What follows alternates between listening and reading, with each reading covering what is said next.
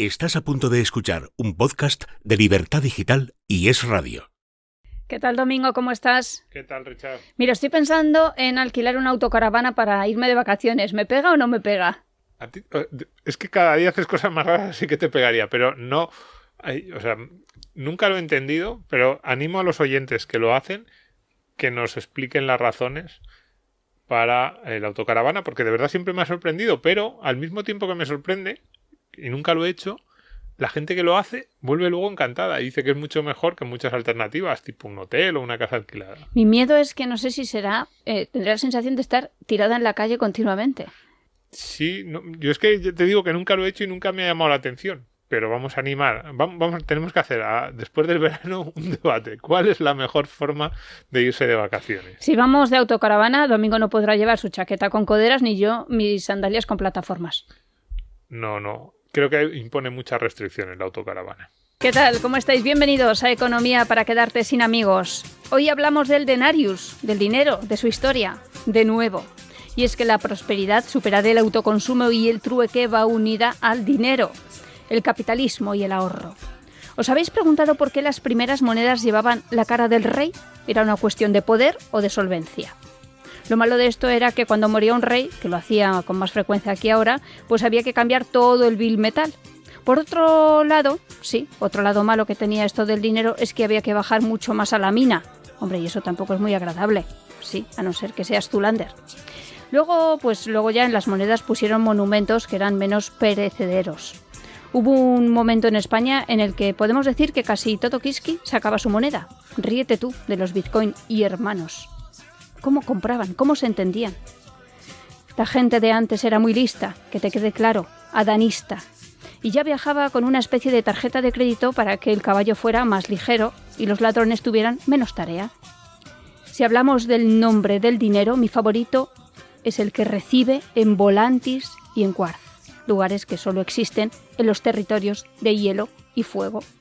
Allí se utiliza una moneda llamada honor, los honores.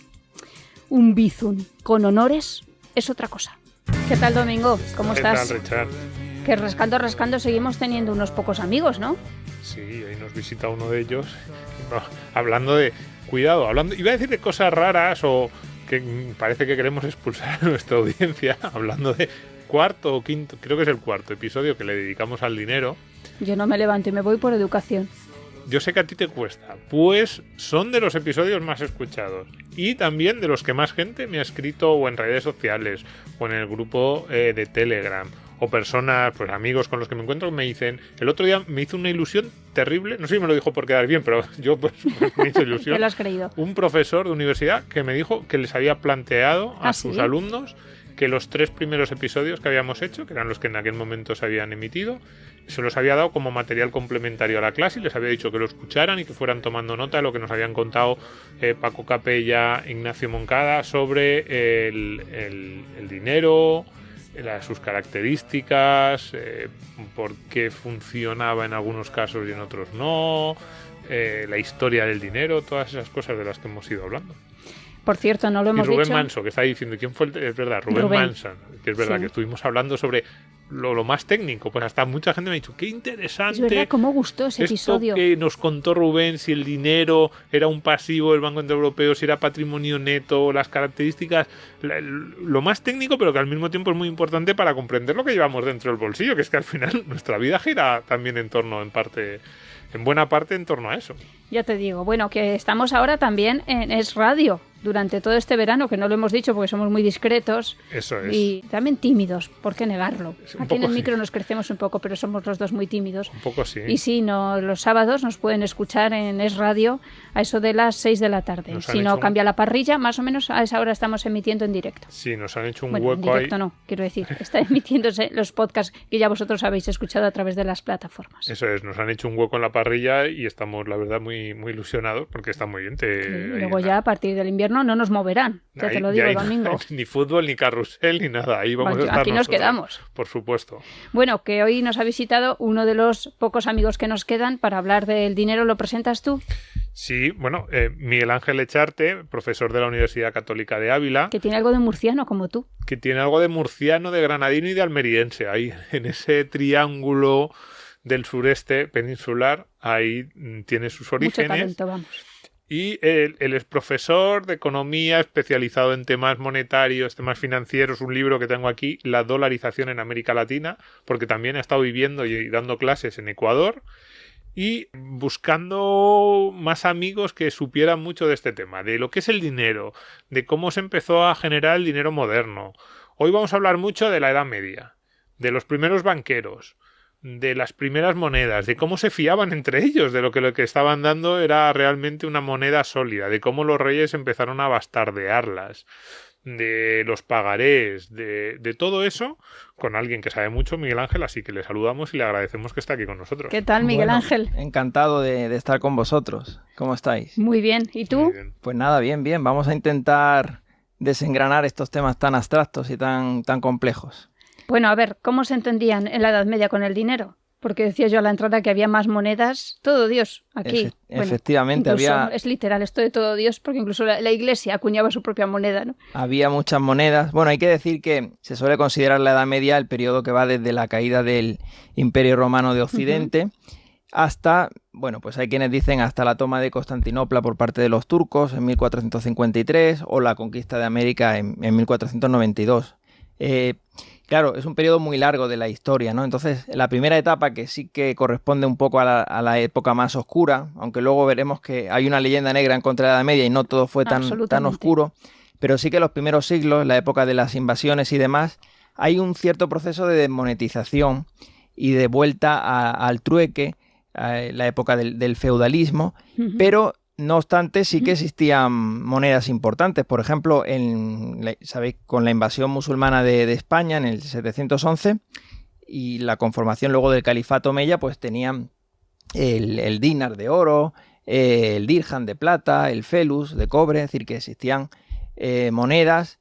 Y, por supuesto, en las ciudades del norte de Italia, donde luego va a haber una cierta prosperidad, pues también existían muchas monedas, ¿no? Luego, en el siglo XIII, el florín florentino pues va a ser, digamos, la más importante, pero previamente pues existía el sistema carolingio, ¿no? De libras, de chelines, de peniques, pero efectivamente había mucha diferencia entre las libras francesas, las libras inglesas, no había una unificación de pesos y eso pues creaba muchas complicaciones, pero bueno, estaba la labor de los cambistas, ¿no? Que trataban de determinar, de dilucidar esos cambios entre las monedas. Y luego en un momento dado, también precisamente por esa multiplicidad de monedas y por los peligros que llevaba a embarcar oro, plata en las embarcaciones, en esos viajes comerciales, pues también era muy frecuente las ventas a crédito. Por ejemplo, en las ferias de la Champaña, que son muy importantes en ese periodo, pues también muchas operaciones se realizaban con este tipo de letras, ¿no? de comerciales. Pero ¿y cómo...? Decimos a crédito y monedas que compiten y además que en cada país es diferente. Entonces, lo primero que yo creo que nos llama la atención desde nuestra época es qué monedas imponía y por qué, pues decías antes el florín, y cómo dos personas de países diferentes llegaban a un acuerdo sobre cuánto valía la moneda de cada uno, porque además incluso algunas decías que tenían la misma denominación, a lo mejor la libra eran similares, pero que no eran iguales, entonces claro, tenían que decir, yo te estoy dando una libra de las mías, pero esto no es como la tuya, ¿tú qué me vas a dar a cambio? Porque te quiero comprar unos sacos de trigo, ¿cómo se hacía eso? Entonces, ¿cómo se imponía una moneda y cómo se relacionaban monedas y comerciantes y empresarios en general de diferentes países? Pues sí, efectivamente, como bien señalabas, pues por ejemplo, en el caso de la libra lo hemos comentado, pero los peniques, por ejemplo, se utilizaban para el pequeño comercio, para los pagos de pequeño valor, pero para hacer grandes operaciones no era útil, ¿no? La ventaja del florín, por ejemplo, es que tenía una denominación muy alta y un valor estable en el tiempo, porque una de los grandes problemas es que los reyes, para financiar sus gastos, pues solían envilecer la moneda, ¿no? Bastardearla. Claro. Y no solo en la Edad Media, que por supuesto que esto ocurrió, sino que incluso en la época del Alto Imperio Romano, pues si no recuerdo mal, en la época de Octavio Augusto, el denario era un 95% de plata y para la época de Caracalla ya era el 25% de contenido de plata. Entonces, en las ferias... Mira, como Christine Lagarde, y Mario Draghi, pero menos, o sea, sí. Ya nos gustaría a nosotros llegar al 25, bien. Sí. Entonces, bueno, en esas ferias estaba, por supuesto, la labor de los cambistas, que luego muchos se convirtieron en banqueros. Pero evidentemente, pues basándose en el peso de las monedas, en la confianza que tuvieran en esas regiones, pues se iban aceptando unas u otras. Pero muchas reformas monetarias fracasaron. Por ejemplo, en Castilla hubo varias reformas monetarias antes de la de los Reyes Católicos. Y también hay que tener en cuenta que en esa época en Occidente había escasez de oro y plata, a diferencia de Oriente, ¿no? Entonces, pues sí, es un proceso bastante complejo que pues básicamente consistía en eso, en ir viendo... Decías antes que en ese valor estable y confianza. Sí. Yo voy apuntando ahí términos que dices interesantísimos sobre el buen dinero y el mal dinero. Del que todo el mundo era consciente. Claro, Eso es. pero fíjate, lo que se imponían monedas que eran estables a lo largo del tiempo en su valor, que todos sabían lo que te estaban dando. Claro, es mucho más fácil. No tienes que utilizar casi al cambista o le tienes que pagar menos el descuento que te va a aplicar el cambista, porque su labor simplemente es decirte, sí, esto es un florín, efectivamente es la moneda más sólida de Europa, con lo cual es fácil de intercambiar. Tú te vas tranquilo a casa, no te vas pensando a ver si yo he dado mis sacos de trigo que tanto trabajo me han costado por una cosa que no vale nada, te vas mucho más tranquilo. Entonces, valor estable, confianza. Estas características del dinero, que cuando pensamos en las monedas de oro nos parecen muy básicas, y decimos, claro, también se trasladan al mundo moderno. Cuidado, si alguien... ¿Por qué no queremos bolívares venezolanos?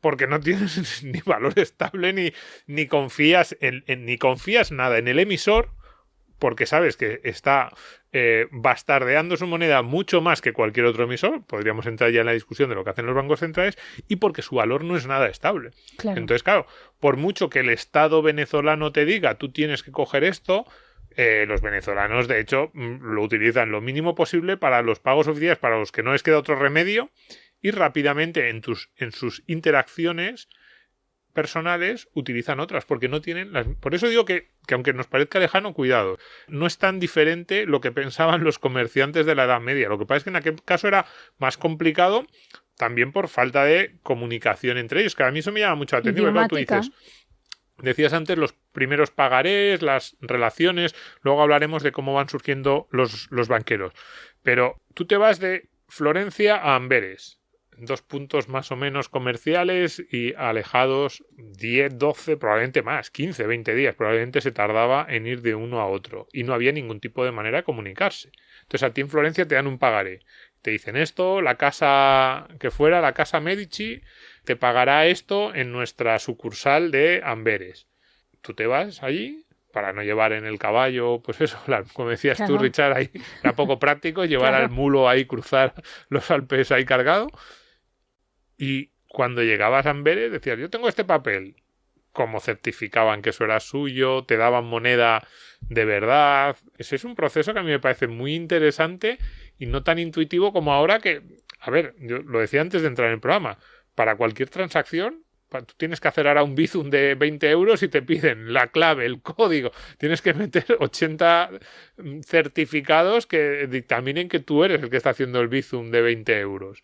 Y sin embargo, en aquella época... Aquellos hombres eran hombres de palabra. Nosotros... No lo sé, pero viajaban de pin. De Florencia a Amberes y se intercambiaban los pagarés con relativa normalidad. Sí, sí. Bueno, lo que han mencionado de Venezuela, también podría decirse de Argentina, es lo que trataba de analizar en ese libro, ¿no? Sobre la dolarización, que en muchos países ha sido una dolarización oficial, pero en otros es una dolarización espontánea. Es decir, en muchos países de América Latina, como desconfían del emisor y hay un proceso de inflación muy alta, tienden a utilizar espontáneamente otra moneda, en este caso el dólar. Entonces sí es verdad que cuando cae el Imperio Romano desaparecen las rutas por el Mediterráneo, ¿no? Al final el Imperio Romano había crecido y se había integrado gracias al comercio a larga distancia. Y eso desaparece, pero luego empiezan a resurgir otras rutas. La ruta del norte, del mar Báltico, del mar del norte, la ruta del sur. Venecia estaba conectada con Constantinopla, con Oriente Medio. Entonces, de alguna forma, aunque las comunicaciones no eran como hoy en día, evidentemente, pero sí que tenían ese conocimiento, ¿no? de determinar cuál era la mejor moneda. Y se fiaban. Y se fiaban. Y se fiaban de los pagarés y de las monedas y de cómo... a mí eso me parece muy llamativo, ¿no? En Al-Ándalus también tenían su moneda, claro. Sí. Y entonces decías, porque yo tenía que apuntar una pregunta que era, como tú habías escrito ese libro de la dolarización en América Latina, que en parte es pues los latinoamericanos diciendo yo no me fío de esto que me da y cogiendo la moneda más sólida, yo tenía aquí la moneda que jugaba el papel del dólar, nos has dicho que era el florín de Florencia. No sé si el ducado veneciano también, pero el florín sí, el florín es del siglo XIII, de mediados del siglo XIII. Entonces sí, de hecho fijaos si fue referencia que los propios reyes de Castilla y de Aragón acabaron adoptándolo, de alguna manera, cambiando la leyenda, por supuesto, pero acabaron adoptando esa moneda. Igual pasó con el ducado veneciano. Entonces esas ciudades del norte, del Adriático, del norte de Italia, Pisa, Florencia, como habéis dicho antes, es decir, es que cada duque, cada rey acuñaba su propia moneda. Entonces es verdad que había mucha multiplicidad, pero luego ya al final el proceso de mercado tiende a elegir unas cuantas, ¿no? Como las mejores. Fíjate que es el mismo proceso que con la lengua. Sí, con las lenguas, la coine. Sí. Muy parecido. También otro proceso espontáneo y de ajuste y de ir comprobando las que funcionan mejor y de entenderte. El dinero también. Pero fíjate que muchas veces parece caótico ese proceso con cientos de monedas, pero era caótico y ordenado, porque precisamente todos esos emisores sabían que la única forma que ellos tenían de colocar la moneda era que fuera fiable. Nadie te iba... Si tú decías, no, pues el duque podía acuñar su moneda, eso es verdad, pero no podía obligar a los comerciantes a acogerla. Aceptarla, sí. Si la aceptaban era porque se fiaban. Ya no solo el duque le decía, a lo mejor el duque a sus campesinos que estaban allí en los alrededores decía, pues tú la tienes que aceptar porque soy el duque, pero al resto de Europa no. En el resto de Europa esa moneda solo circularía si tenía las características. Lo digo porque ahora asumimos que el monopolio de la creación de moneda por los bancos centrales es algo casi natural y algo que tiene una serie de ventajas ineludibles. Y es como, cuidado. Desde el punto de vista de la seguridad, en muchos casos, esas monedas pequeñas por lo menos aportaban el incentivo hacia el que la emitía de que tuviera un respaldo. Y si no, dejaba de circular. Los estados modernos que controlan a muchos millones de personas tienen siempre la tentación a bastardear un poco más la moneda porque ellos sí que en su territorio, no fuera, claro, nadie te acepta un bolívar fuera de Venezuela y allí solo cuando les obliga, pero sí que tienen la tentación porque dicen, aquí dentro donde yo estoy y es un territorio más grande puedo obligar a que las usen. Es la tesis de Eric Jones, ¿no? De que el milagro europeo se debió pues a esa fragmentación del poder político que evitaba que un rey o un duque pudiera, en términos relativos, pues ir contra la libertad de los ciudadanos o campesinos, de los habitantes de esos territorios, porque podían irse a otro lugar, ¿no? Podían utilizar otra moneda. Miguel Ángel, no hemos hablado de los templarios. No te vas de aquí sin hablar de los templarios. Es un tema apasionante, sí. Vale. ¿Te gusta, señor Chinarro? Antonio Luque. No había oído hablar de este señor. Vamos, que está muy bien, pero no lo conocía hasta ahora. Un genio. Bueno, Miguel Ángel, los templarios. ¿Fueron los inventores del pagaré? Bueno, del banco privado. Déjame decir que la excusa un poco del programa... Que no me dejará hablar de los templarios, don Iván. Sí, te iba a decir que justo que la excusa del programa es el libro de los templarios, de Ático de los libros, que es un libro como todos los de Ático de los libros. Ya sabes que a mí hay 2 o 3 editoriales nuevas en España de historia. Actas, Ático de los libros, Despertaferro, que están sacando unos libros de historia excepcionales. Este es de historia puro, ¿eh? Los templarios de Dan Jones, además es historia de divulgación, que nadie se espere un tratado económico.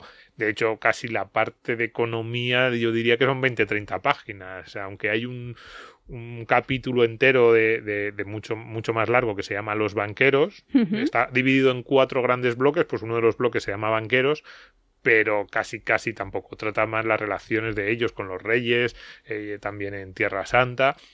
Pero sí que explica en esas 20-30 páginas bien cómo empezaron a ser esos primeros banqueros europeos. Así que los templarios de Dan Jones, a quien le guste la economía, aunque solo simplemente la historia de esta orden, que a mí siempre me genera mucha curiosidad. Ya ves. Cómo nació, cómo murió, cómo se la cargaron. Sí. Tiene muchas cosas interesantes. Entonces, sí, le preguntabas a Miguel Ángel, ¿los templarios fueron los primeros banqueros de Europa, como a veces se ha dicho? ¿No? ¿Cómo lo hacían? Bueno, no los primeros banqueros, se puede hablar que había banca en la antigua Roma, ¿no? Pero es cierto que, como hemos comentado, pues hay unos siglos donde desaparece en gran medida la actividad financiera y bancaria y el resurgimiento pues viene en gran medida porque a partir del siglo XI Europa empieza a crecer tanto demográficamente, luego si queréis lo comentamos, como en renta per cápita.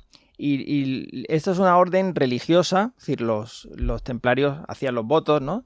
Y militar, que lo que básicamente su cometido era proteger a los peregrinos que iban a Tierra Santa. Es decir, estamos en la época de las cruzadas, la primera tuvo éxito, pero el dominio cristiano de Jerusalén era muy precario y las siguientes, hubo hasta 9, pues se perdieron, ¿no?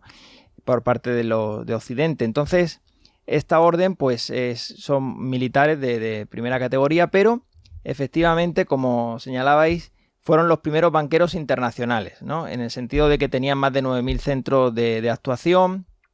Como había mucha confianza en ellos, eran muy, muy respetados, muy austeros, pues recibían muchos depósitos. Y no solo depósitos, sino también donativos en efectivo y en tierras, propiedades. Claro. Eso es importante a la hora de establecer las sucursales bancarias. Eso es. Eso sí lo cuenta bastante bien el libro. Los templarios nacen en Tierra Santa, vienen a Occidente a pedir fondos y a pedir ayuda, y es una orden que al principio, sobre todo, es respetada, querida, admirada, y entonces hay muchas personas que les legan tierras, sus casas, o les dan donaciones de por vida, y entonces empiezan a tener muchas propiedades repartidas por toda Europa, que además el objetivo directo es generar beneficios de esas propiedades, y eran agrícolas, pues generar beneficios para mandar ese dinero a Tierra Santa, porque costaba mucho mantener. No era para ellos. Claro, no. El libro los trata bastante bien y en general yo creo que desde luego originalmente la lógica era esa. Yo te dono, yo soy un fiel que creo que en la misión que estás haciendo es muy importante, te dono unas propiedades, tú le sacas beneficios a esas propiedades y mandas el dinero que saques con esos beneficios a Tierra Santa, pues para pagar todo, desde la construcción de las torres de vigilancia hasta los sueldos de los soldados que están allí, que hay que mantenerlos, ayuda a los peregrinos, ayuda a aquellas personas que no tienen nada. Claro, que iban allí, tenían que comer, tenían que dormir. Exactamente. A Jerusalén. Era muy, muy caro mantener esa infraestructura. Entonces, yo no sabía que eran 9.000, que nos decía Miguel Ángel, pero claro, eso te da una capilaridad por todo el continente brutal. Y ahí en ese punto de, oye, no creo que nadie se lo planteara así, como tenemos un banco con 9.000 sucursales, pero sí eran fiables, estaban por todo el continente y manejaban grandes sumas de dinero porque tenían que enviarlos desde Inglaterra, Francia, Alemania hacia Tierra Santa. Ay, y ahí papa, es como que tenemos un banco. Trasladaban fondos, y tiene muy buena prensa en general los templarios. Eran grandes administradores y lo que pasa que, bueno, ya veremos que duraron menos de lo que se pensaba. Luego, si queréis, comentamos cómo terminó esta orden del temple, pero también concedían préstamos, eso sí, sin intereses, porque estaba la prohibición canónica de la usura. Pero el jefe por ejemplo, era el Papa. Su jefe era el Papa. Su jefe dependían del Papa y de hecho recaudaban las bulas papales para financiar las cruzadas, ¿no? Tenemos que tener en cuenta la época, la mentalidad, pues la espiritualidad cristiana, ¿no? Estamos en una época donde tenía mucha influencia no solo el poder de los reyes, sino el papado, ¿no?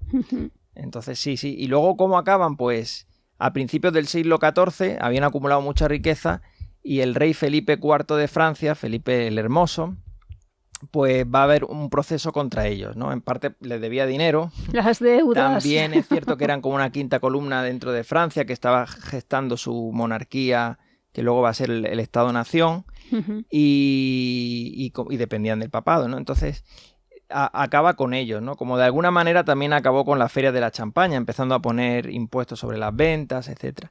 Al final fue el Papa Clemente V el que hizo un proceso contra ellos. ¿Y cómo se manejaban en ese siglo XIII, que debió ser XII, XIII, los de mayor expansión?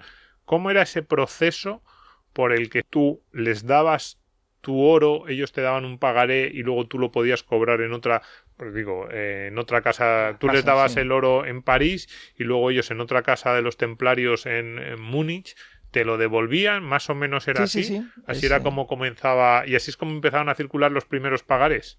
Sí, efectivamente. Que llega un momento en el que tú, a lo mejor a mitad de camino entre París y Múnich, yo pregunto, o sea... Para no trasladar el efectivo. Claro, para no trasladar el efectivo, tú ibas de París y dices, bueno, pues ya en Múnich cobraré, pero en mitad de camino te surgía otra oportunidad comercial y tú lo que hacías era pagarle con el pagaré que te habían dado los templarios. Y el que te aceptaba el pagaré decía, bueno, pues ya iré yo a la casa de los templarios en Brujas y lo cobraré allí si yo soy de Brujas. Más o menos era así como empezaron a circular los billetes. Una forma de economizar el efectivo, ¿no? Y efectivamente, sí, ese era el proceso. Trasladar fondos y recibir depósitos, conceder préstamos. Acumularon mucha riqueza también. Sí. Y eso suscita envidias. Eso claro, tú ibas de peregrino, partías por ejemplo de París y decías, pues no cargo dinero, voy eso ligero, nadie me roba, y llegabas a Jerusalén. Sí, porque los caminos eran muy peligrosos, sobre todo a Tierra Santa. Había mucha inseguridad. Y luego también hacían de intermediarios, ¿no? En la compra de propiedades, por ejemplo. Eso es, bueno, pues en España tuvieron mucha presencia, construyendo monasterios, todo tipo de monumentos eclesiásticos, ¿no? Religiosos. Sí, pero eso es interesante cómo empezaban a circular. O sea, los billetes empezaban a circular probablemente sin que nadie lo esperase. Yo no creo que hubiese alguien que dijera esto va a circular como billete. Probablemente fue un proceso de muy... No lo sé, intuyo, de muy poco a poco. Es eso. Un templario en París te da un billete, te dice tú esto lo podrás descontar en mi casa equivalente en Múnich. Tú a mitad de camino empiezas a darte cuenta de que hay alguien que normalmente solo te aceptaba como forma de pago el oro y que dice, hombre, si es un billete de los templarios, luego empezaría a ver las otras casas modernas de banca, pero alguien en ese momento te diría, si es un billete en el que un templario dice, me comprometo a que cualquier casa templaria de Europa tiene que pagar al portador de este billete 5 florines de oro o 5 ducados o lo que sea, alguien te dice, oye, un momento, si me das eso, también podemos hacer un intercambio. No tienes que llegar a Múnich, coger tu oro y volver aquí y darme las monedas. Y empiezan a circular, a lo mejor, documentos que en un inicio eran simplemente un documento puro de comprobación de toma esto, ve hasta al otro lugar. Y ese proceso de cómo empiezan a circular, probablemente nadie lo pensó. Yo no lo sé, me da la sensación de que nadie dijo, no, te doy este billete a cambio de tu oro y no te preocupes que luego lo podrás colocar por bienes. Probablemente fue algo relativamente espontáneo, pero me da la sensación de que también bastante rápido. O sea, en el momento en que había, digamos, que funcionaba. Claro, la casa emisora tenía fiabilidad, pero era muy importante. Claro, tú te tenías que cuidar, pero es que no es tan... O sea, lo damos por hecho, pero no es tan fácil. El tipo que a mitad de camino entre París y Múnich, en Ginebra, por ejemplo, en Suiza, te aceptaba el pagaré de los templarios, tenía que fiarse no solo de ti, de que el pagaré era cierto, de que tú... Porque no había DNI, dices. Claro, no solo DNI, sino que se tenía que fiar de que luego, cuando él fuera a una casa templaria, decía antes en Brujas, en Suiza, donde fuera, los de la casa templaria, aquello que le iban a dar el oro, porque eso era lo que ponía. Lo que ponía es, a este tipo le pagaré no sé qué. No es tan intuitivo como a veces nos parece, pero es un proceso de prueba y error y de creación y de orden espontáneo que a mí me parece interesantísimo. De hecho, no sé si lo pone como ejemplo, pero Carl Menger lo explicó muy bien, ¿no? El surgimiento evolutivo de las instituciones y sobre todo lo explica muy bien con el dinero, ¿no? Como primero una vanguardia de mercaderes que se van dando cuenta que hay ciertas monedas que cumplen mejor la función de medio de cambio y rápidamente, por prueba y error, por imitación, como casi todos los adelantos, pues se va transmitiendo, ¿no? Así que sí, no es una creación del Estado, pero sí que el Estado, o los reyes y demás, han intentado siempre meter la mano en el proceso de producción y distribución del dinero, ¿no? Sí, es verdad, porque si hemos dicho que eran más o menos un banco privado, al final se lo cargan los reyes, ¿no? Se lo carga, sí, claro, el rey de Francia. Claro. Porque les debía dinero, porque los veía como una competencia. Claro. Y porque, en este caso ya, probablemente el rey, la cuestión de la emisión de dinero le da mucho poder. El que acuña la moneda tiene mucho poder para empezar, porque en el momento en que empiezas a bastardearla, empieza a devaluarla, el primero que puede pagar a los precios antiguos antes de que el resto del mundo se dé cuenta de que la moneda ya no vale tanto es el que la acuña. Claro, tú dices, voy a hacer trampas. ¿No? Esto yo creo que nos lo contaba, yo no me acuerdo si era Rubén Manso o Ignacio Moncada, ¿no? Tú dices, yo tengo una moneda que todo el mundo piensa que tiene un valor muy alto, de oro, muy fiable, porque mis padres, mis abuelos, mis antepasados siempre han sido fiables. Tú eres el duque, el rey, de donde sea, y dices, yo voy a hacer trampas, tengo muchas deudas y quiero pagarlas. Entonces, ¿qué haces? Le quitas la mitad, bueno, la mitad no se lo quitaba nadie, pues te descubría muy rápido, le quitas el 10% del valor. ¿Y tú? ¿Con quién te vas de vacaciones? Seguro que tienes a alguien con quien te encanta disfrutar del verano, porque siempre es mejor cuando lo compartes. ¿Quién es tu verano? Viaja con Balearia en ferry a Ibiza desde 50 euros por trayecto. Balearia, la compañía lo es todo. Del metal valioso a la moneda. Entonces, ¿qué ocurre? Que ese proceso de descubrimiento de que la moneda no es tan buena como era antes, tarda un tiempo. La gente no se da cuenta en el primer momento. Entonces, tú en los primeros pasos pagas por 100 cuando en realidad la moneda vale 90. Claro. Entonces, al que acuña, eso le da un poder brutal de poder saldar tus deudas mucho más barato. Eso lo cuenta muy bien otro de los libros que tenemos aquí, Guido Hülsmann, en La ética de la producción del dinero, y dice que yo creo que a él le gustaban esos sistemas monetarios con mucha competencia precisamente porque hacían más complicado que el Estado dijera yo voy a bastardear la moneda de un día para otro. Pero es un proceso muy interesante. ¿Por qué hacen trampas? Hacen trampas porque sale beneficiado. El que acuña y el que dicta la moneda oficial en un territorio puede tener muchas ventajas en un primer momento y para saldar sus deudas, evidentemente. Eso es lo que se llama el efecto Cantillón, ¿no? Como son los primeros perceptores del dinero de nueva creación, por decirlo así, pues son los que salen beneficiados a costa del resto de la sociedad, que luego vía inflación pues ve cómo su poder adquisitivo se reduce, ¿no? Y lo de la competencia de monedas también es muy de Hayek, otro economista muy importante del siglo XX. Sí, y por eso Mario Draghi y Christine Lagarde también se saben eso, lo del efecto Cantillón. Saben que cuando bastardean, los primeros beneficiarios son ellos. Seguimos hablando de italianos, de Draghi a la banca florentina. A la banca florentina. No sabemos si era más seria o no. Ahora le vamos a meter en un lío a Miguel Ángel. ¿Eran más serios los banqueros florentinos? O, bueno, ahora Draghi, como está en Italia sí. Claro, de primer ministro, no sé si como presidente del BCE o Christine Lagarde, no sé si te metemos un compromiso, si te decimos quién crees tú que era más serio en la gestión del dinero, en la gestión de su moneda, en las devaluaciones y en las trampillas, los banqueros florentinos de los siglos XII, XIII, XIV o nuestros actuales dirigentes. Bueno, lo que pasa es que los bancos florentinos no tenían el respaldo del Banco Central, ¿no? Y como habéis comentado, bueno, muchos de estos bancos, hay muchas familias, ¿no? Los Bardi, los Perucci, los Corsini y demás, pues empiezan a desarrollar su actividad a partir del siglo XII, XIII. Ahora tienen museos. Sí. Es verdad.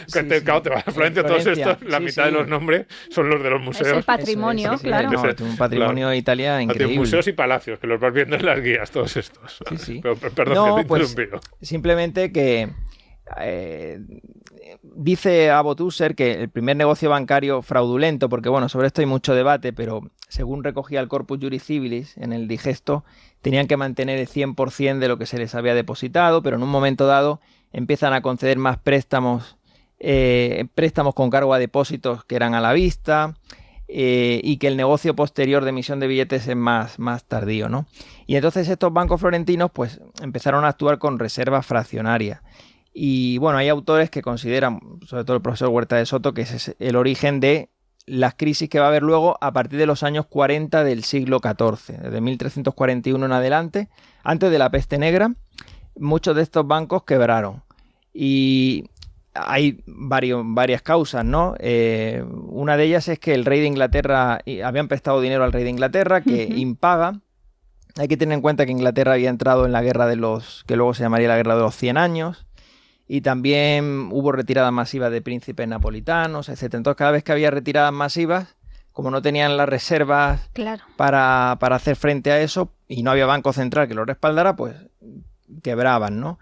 Y eso lo ha estudiado muy bien Carlo Maria Cipolla, que es otro historiador muy, muy importante. Lo que pasa que Cipolla, pues en una concepción un poco monetarista, adelantándose un poco a lo que luego Friedman explicaría sobre la Gran Depresión, ve que el problema está en la quiebra en la década de los 40, pero no tanto en la etapa previa, ¿no?, de expansión del crédito, ¿no? Un poco como en la Gran Depresión, que se fija Friedman en la política monetaria de la Fed por no inyectar suficiente liquidez en los años 30 y no ve o no percibe tanto que haya un problema en la política expansiva de la Reserva Federal de los felices años 20, ¿no?, que la hubo con tipos de interés muy bajos, etc. Entonces se puede hacer un paralelismo un poco forzado a lo mejor porque mucha distancia. No, vamos paso a paso porque muchos conceptos muy interesantes. Reserva fraccionaria. Para el que no lo sepa. Sistema piramidal. Tema de mucha discusión un tema muy, académica. Sí, un poco freak liberal, freak libertario, freak austriaco, ¿no? Yo creo que vamos a acabar esta serie sobre el dinero que estamos haciendo en 2021. La vamos a acabar en diciembre, en enero, febrero de 2022, con un debate aquí entre los partidarios de la reserva fraccionaria y los de los partidarios del 100%. Que los oyentes que no sepan lo que es, les digo, pues tenéis que seguir escuchando poco a poco esta serie sobre el dinero. Eso es. Y llegaréis a que os interese ese debate muy freak sobre cuál de las dos opciones dentro de la escuela austríaca es más sólida, tiene más sentido, si hay que pasar ya a, digamos, los clásicos son los de la reserva 100% y los novedos, los rompedores dentro de la escuela austríaca son los que defienden que hay opciones de reserva fraccionaria. Pero bueno, ¿qué es la reserva fraccionaria? La reserva fraccionaria, voy a intentar, sin meterme en tecnicismos, pero sí explicarlo, es muy interesante, es lo que todos sabemos que hacen los bancos con nuestro dinero, que es que no lo tienen allí. Uh-huh. Esto más o menos está asumido, lo dijimos en alguno de los primeros programas, pero hay gente que cuando lo dice se mueve así un poco incómoda en el asiento y dice, cuidado, ¿cómo que no tiene mi dinero el banco? Como que no lo tiene. Si todos nosotros fuéramos a nuestra sucursal y pidiéramos a la vez que nos diera nuestro dinero, nos dirían, no lo tenemos. Aquí en billetes hay una mínima parte porque la mayor parte de nuestro dinero está en préstamos que el banco, todo tipo de instrumentos de inversión que el banco ha concedido a otras personas. Esto se ve muy bien, lo hemos citado ya, si no aquí, por lo menos en la pizarra, en la escena de Qué bello es vivir de James Stewart, cuando hay una corrida bancaria, entran en pánico los clientes, le reclaman a James Stewart el dinero y James Stewart dice, por eso es muy interesante esa escena, porque dice, no Joe, tu dinero no está aquí, tu dinero está en la casa de Jim. Y le dice, no, Patrick, tu dinero no lo tengo yo, tu dinero lo tiene Joe en el negocio sí, que montó hace unos meses. Uh-huh. Y esa, en realidad, lo que está diciendo James Stewart, eso es la reserva fraccionaria. Es decir, el banco tiene una pequeña parte del dinero de sus depositantes y lo que hace con la otra parte es prestárselo a mucha gente que se lo va devolviendo poco a poco. ¿Cuál es el problema? ¿Cuál es la tensión? Una tensión constante en el negocio bancario. Que el dinero de los depositantes, sobre todo el de los depósitos a la vista, el de las cuentas corrientes, es un dinero exigible, en teoría, mañana, dentro de 5 minutos. Por eso digo, si todos vamos a los bancos, en teoría todos tenemos derecho a exigir que nos paguen ahora mismo lo que tenemos en la cuenta corriente. Puedes retirar lo que tú quieras. Sin embargo, la casa de Jim, las vacas de Joe o el negocio de Sam no tiene las mismas características. Ellos lo que han pedido ha sido una hipoteca o un préstamo a 5 o 10 años vista y ellos devuelven poco a poco el dinero. Con lo cual, claro, todos nos presentamos, decimos, dame mi dinero y te dicen, no, está en la casa de Jim. Y tú dices, ya, pero a mí me da igual. Te dicen, no, es que Jim me lo va devolviendo poco a poco. Aquí tengo un 5, un 10, un 15, un 20% lo necesario para el día a día, porque pensaba que no me ibais a reclamar el dinero. Así es un poco como juega la banca moderna. Y eso es la reserva fraccionaria y eso es lo que nos estaba apuntando Miguel Ángel. A mí me gustaría preguntarte por ahí. Decías que los primeros son los banqueros florentinos. Bueno, no sé si está muy claro. ¿Quién fue el primero? El que rompió, el que abrió la caja de Pandora y dijo, uy, cuidado. Porque, claro, a ver, esto lo hacen porque es un negocio. O sea, la lógica al principio es muy clara. Tú llevas oro y te dan un pagaré. Tú empiezas a circular ese pagaré por las diferentes ferias comerciales europeas y ese pagaré tiene un respaldo absoluto de oro. Es decir, hay un tipo en Florencia que tiene tu oro allí guardado en una caja fuerte y entonces el que vaya finalmente, tú lo has ido traspasando, tú se lo das a un comerciante de Brujas, el de Brujas se lo da a un tipo en Lyon, el de Lyon va a Múnich, pero ese pagaré está constantemente respaldado por oro en Florencia. Uh-huh.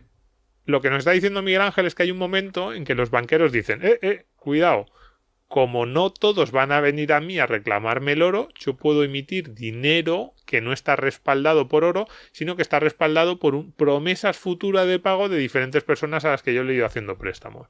¿Quién hizo eso? ¿Quién abrió la caja de Pandora y cómo empezó eso, los peligros que eso tiene? Pues es difícil de determinar quién fue el primero, pero en este libro que mencionaba del profesor Huerta de Soto, Dinero, Crédito Bancario y Ciclos Económicos, repasa un poco la actividad bancaria en la época clásica, en la antigüedad clásica, y también documenta algunos ejemplos de bancos que ya actuaban con reserva fraccionaria, aunque luego ya en Bizancio pues redactaría el Corpus Juris Civilis y se prohibiría y demás, pero sí que había bancos que ya estaban actuando según su concepción de forma fraudulenta. Entonces, luego en la Edad Media pues se estudia varios casos, lo de los Medici, que también actuaban, por ejemplo en Aragón, bueno, en Barcelona, por ejemplo, también se creó un momento dado un banco municipal, la Taula de Canvi, y también actuaba, si no recuerdo mal, con 1/3 de reservas, pero difícil saber quién fue el primero que abrió la caja de Pandora. Lo que sí es cierto es que los gobernantes salían beneficiados porque muchos préstamos iban a parar a financiar el gasto militar, público. Sí, o público. El gasto militar, sobre todo en esa época. Claro, lo que ocurre ahí, que lo decías antes, a mí me gustaría incidir, que eso es sostenible durante un tiempo, pero empieza a ser peligroso. Sobre todo si las reservas, decías ahora un 33%. Ahí hay mucha discusión qué punto de las reservas es sostenible o no sostenible y también cuánto sepan los depositantes que tú tienes o no las reservas. Pero el problema es que es un proceso muy atractivo, es muy sugerente, lo tienes ahí muy cerca, crear dinero de la nada, poder prestar dinero a otros, porque al final para eso creas dinero, lo que haces es, alguien te pide un préstamo, tú le das un pagaré que no tiene ese respaldo. Es muy sugerente, muy atractivo, te puede generar beneficios, pero genera una instabilidad constante, que es, si el público empieza a tener dudas sobre tu capacidad de repago, pues te pasa como a James Stewart, se agolpan todos en la puerta de tus sucursales y dicen, yo quiero ser el primero en recuperar mi oro porque si soy el último a lo mejor ya se te han acabado, porque como no tienes el 100% de respaldo, a lo mejor si no soy el primero, cuando yo llegue, no sé, y ahí se inician los pánicos bancarios. Había pánicos bancarios también en la Edad Media. Claro, de hecho, se iban ahí a las puertas a Quebraron muchos, ¿no? Me venía a la mente ahora, hay otras películas, la de Mary Poppins también, hay algo similar. Es verdad. Y lo que pasó en Argentina, claro, en 2001, ¿no? Que hubo que decretar un corralito, ¿no? Porque también por el pánico bancario, ¿no? La gente yendo al banco a retirar sus... En el momento en que había una crisis de confianza, pues era lo que ocurría, ¿no? Y es lo que le pasó a estos bancos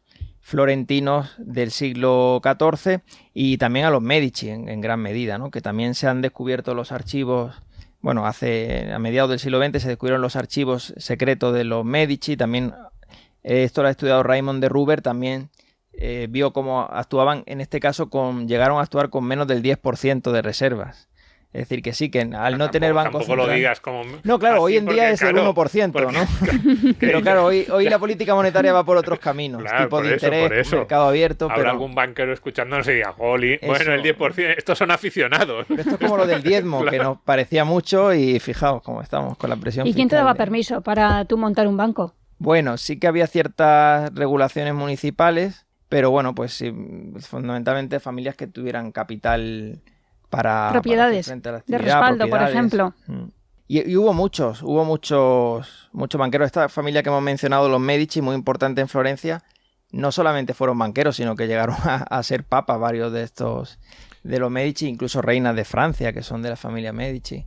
O sea, yo creo que los pasos, corrígeme Miguel Ángel, es cambistas, depositarios, y luego ya entran en el negocio de la banca moderna, que es prestar dinero con el dinero que les han prestado a ellos, y entonces luego llega ya el segundo paso de ese negocio, que es prestar dinero no con el dinero que les han prestado a ellos, sino en base a futuras promesas que ellos creían que iban a poder conseguir pagar, y entonces ahí es donde se empezaba a crear el dinero de la nada, porque ya no es que tuvieran un respaldo, sino dice, yo te presto con un pagaré. Yo no creo que ellos pensaran, sobre todo en los inicios y incluso estos bancos que tenían poco respaldo, que ellos iban a impagar. Lo que decían es, como yo estoy constantemente en ferias comerciales haciendo este tipo de negocios, recibiendo depósitos de uno, pagándole a otro, el hecho de que yo le prometa a alguien, si tú te presentas en mi casa de Amberes o de Florencia o en mi sucursal, con este pagaré, tendré oro para pagarte. O sea, yo creo que esos primeros billetes no respaldados por oro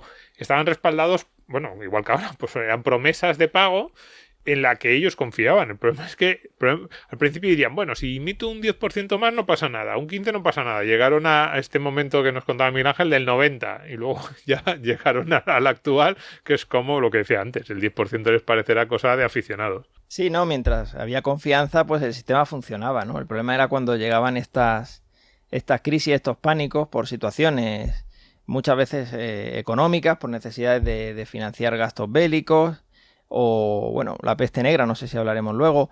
Y otro tema interesante que supongo que también trataremos es el de la usura, la prohibición de la usura y qué mecanismos se empleaban para prestar con interés cuando no se podía, que también es otro tema muy interesante. Pero sí, los pasos que han mencionado son correctos, sí. Y la peste negra, supongo que en ese momento todo el mundo a retirar todo lo que tuviera. Sí, bueno, aumentó mucho la preferencia temporal, lógicamente los tipos de interés subieron.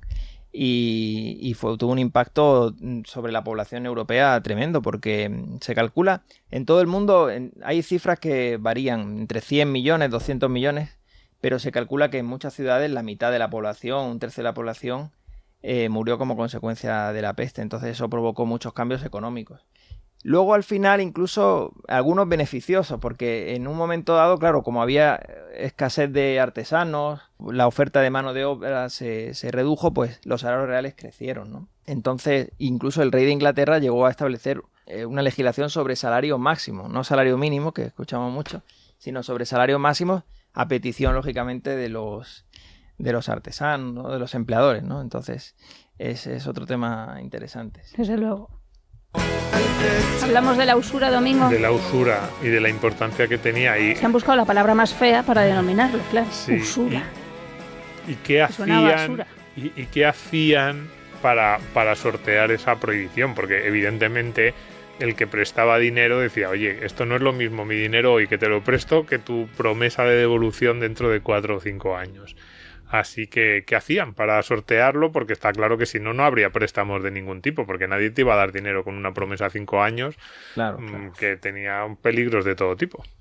No, está claro que una economía de mercado sin préstamos y sin tipo de interés no puede funcionar correctamente. Entonces, hay un autor que se llama Jan Inberg que lo ha clasificado, algunos subterfugios, ¿no? Como decía, por ejemplo, declaraciones falsas de la suma prestada, contratos ficticios, cláusulas penales.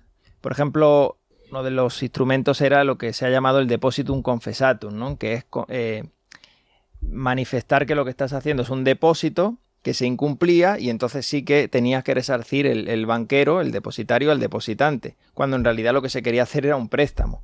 Entonces había muchos mecanismos para sortearlo y luego ya los juristas y teólogos, aunque se mantenían en la prohibición canónica, incluso los escolásticos y demás, pero ya empezaron a ver algunos casos donde sí que se podía hacer una excepción, se había lucro cesante, es decir, incluso la doctrina del pensamiento económico, lo estudia muy bien Rothbard, pues ya van buscando, digamos, excusas, ¿no? Sí, hace unos años hablamos de él en una pizarra, un libro muy interesante sobre esto, Samuel Gregg, Dios y el dinero, cita a todos los pensadores medievales, prácticamente todos ellos relacionados con la Iglesia, monjes, bueno, Santo Tomás de Aquino creo que era uno de los que citaba, y nos cuenta las excusas que daban estos pensadores para justificar la usura. Y no eran exactamente excusas para sortear la norma por la puerta de atrás, sino que eran justificaciones. Lo que tú decías, lo del lucro cesante, decía, pues un autor decía, oiga, que es que si este dinero lo tiene este señor y no el otro, y este señor, el que ha pedido el préstamo, lo utiliza para montar un negocio y gana mucho dinero, no es justo que no se vea que el prestatario original no se vea beneficiado, o el riesgo, decían, claro, es que el que presta ahora dice, ¿y si no me pagan? Pues es lógico que alguien le pague, no es por interés ni porque el problema de la usura era que se estimaba que el tiempo era de Dios, creo que era la razón teológica última, y entonces si tú cobrabas por el tiempo es como que estabas cobrando por algo que no te pertenecía, creo que era algo así, no sé si... Bueno, el propio Aristóteles decía que el dinero era estéril. Y luego sí que en el Concilio de Nicea se basaron mucho en el Salmo 14, una frase que decía Señor, ¿quién pisará mi tabernáculo? Y decía, aquel que no ha prestado su dinero a interés, ¿no? Y algunas frases del Evangelio de Lucas. Pero la Biblia se puede interpretar de muchas maneras. El propio pasaje de los talentos, por ejemplo, podría ser un canto al préstamo con interés y a hacer fructificar el dinero, ¿no? Entonces sí, evidentemente ahí estaban adelantando el concepto de coste de oportunidad, ¿no? Pero no vieron lo de la preferencia temporal, que es lo que manifestabas antes de que no es lo mismo un bien presente que un bien futuro. No, ahí a eso se acercaban yo creo por la parte del riesgo y por la parte de decir... Por los costos. Los costes asociados, también incluso, oye, que es que aquel al que le vas a prestar el dinero o este ha hecho algo para conseguir el dinero algo, es lógico que se le remunere, pero iba más, yo creo sobre todo por el riesgo y por el lucro cesante y el lucro que ganaba aquel que le prestabas, ¿no? Yo creo que uno de los argumentos también era, si tú le has prestado dinero a alguien y ese alguien pone a trabajar el dinero y consigue beneficios, es lógico que tú te beneficies y no sería justo que te devolvieran simplemente lo que le has prestado. Pero ya los autores, yo creo que sí, lo que sí que tenían claro es que había que encontrar una justificación para algo que era inevitable desde el punto de vista del tráfico mercantil. Y ahí me gustaría preguntarte por ahí, crecimiento económico. Hemos hablado de esas monedas inestables, de cuando los banqueros empiezan a hacer trampillas o empiezan a emitir dinero no respaldado.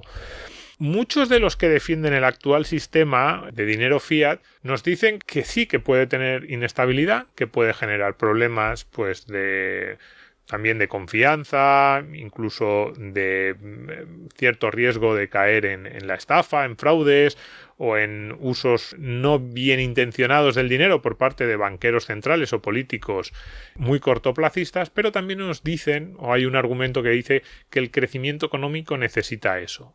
Y incluso a veces se van a la Edad Media y dicen, fíjate cómo en la Edad Media, a finales de la Edad Media, cuando se empiezan a desarrollar instituciones financieras pues algo más elaboradas, también llega la etapa de esplendor, el renacimiento. ¿Tú crees que es así? ¿Crees que el crecimiento económico necesita de ese dinero menos fiable, pero también que circula con más facilidad y que se crea y se emite con más facilidad? Volvemos un poco al debate sobre la reserva fraccionaria, ¿no? Porque incluso es un debate que surge dentro de la escuela austríaca. Hay algunos autores de Chicago que también lo defienden, pero el mainstream defiende el actual sistema de reserva fraccionaria en cuanto a que facilita el crédito, ¿no? a los empresarios. Y es cierto, claro, estimula la inversión, el crédito. El problema viene que si se generan muchos errores de inversión, muchas burbujas, eso luego se vuelve en contra y hay por ejemplo en Florencia, no lo comentaba, un mancamiento de la credencia, es decir, hay una crisis luego, posterior, de contracción del crédito, que es un poco lo que pasó en la burbuja de 2001-2007, la gran recesión, ¿no? en España. Claro, ¿se podría lograr un crecimiento más estable? Pues yo creo que sí, ¿no? Con políticas no tan expansivas, no tan laxas, habría crecimiento económico. De hecho, ha habido crecimiento económico con deflación en Estados Unidos después de la Guerra Civil. Hubo crecimiento económico con deflación. Pero es cierto que sería más moderado y la ventaja sería que nos evitaríamos probablemente luego crisis muy fuertes cada cierto tiempo, ¿no? Pero sería un crecimiento menor, probablemente. A no ser que se hagan reformas estructurales, que es otro debate, ¿no? Es que es un tema que toca muchos temas porque hay política fiscal, políticas de oferta, política monetaria. Es como una de las patas, pero hay más. Sí, efectivamente, a ver, la creación de dinero, decíamos antes, que se empieza porque es muy sencillo, porque genera muchos beneficios al que lo emite y al primer pagador de la deuda, que es el Estado, también, y si se genera inflación al que tiene más deuda, que también suelen ser los estados y los reyes irresponsables, les viene muy bien. Genera crecimiento incluso a corto plazo, yo eso estoy de acuerdo, y la cuestión sería si hay alguna manera de evitar que esos crecimientos se descontrolen, porque lo que decíamos, los primeros billetes sin respaldo pues tampoco pasaba nada, eran cantidades pequeñas, eran reservas fraccionarias sobre porcentajes muy pequeños, pero luego se van expandiendo y es ¿en qué momento paramos el proceso? Por eso lo de abrir la caja de Pandora es verdad. Tú desatas todos los males de la tierra y luego dices, no, ahora los voy a intentar controlarlo, ¿no? Y cuidado, los bancos, un último apunte que a mí me ha gustado mucho de cómo empezaban los bancos y esa mala prensa que tienen ahora los bancos, el origen y yo creo que hacia dónde deberían tender los bancos, sobre todo casi para recuperar su consideración social, que yo creo que lo hablamos esto en el primero de los programas, y es la gestión de la tesorería y cómo aquellos bancos medievales, una de las primeras cosas que hacían era, tú lo apuntabas, gestionar tu dinero, que eso es algo que hacen los bancos actuales muy bien, que nos ahorra muchísimo dinero a todos y que sin embargo está en el último punto de sus preocupaciones y casi iba a decir de su publicidad, de la imagen que ellos quieren transmitir al público. Pero es fundamental. Si nosotros tuviéramos que pagar con dinero todo aquello que los bancos, que nos permiten los bancos, y no solo por Internet, hace 30 años que no había Internet, también los bancos hacían una labor de gestión de nuestra tesorería diaria brutal por la que estaríamos dispuestos a pagar muchísimo dinero. Sin embargo, en España durante muchos años se ha llegado a despreciar tanto esa gestión de la tesorería que los bancos no tenías que pagar tú por el servicio, que sería lo lógico, un servicio tan valioso, tan inevitable para mi vida, sino que te pagaban. Te decían, si te traes aquí la cuenta corriente te pago yo. Claro, y tú lo dabas por hecho que eso formaba parte casi de su obligación. Y sin embargo es interesantísimo. Sí. Lo que pasa es que la banca actual se enfrenta a otros retos también, porque ahí entran las fintech, ¿no? Las tecnologías financieras que también permiten la gestión de estos pagos.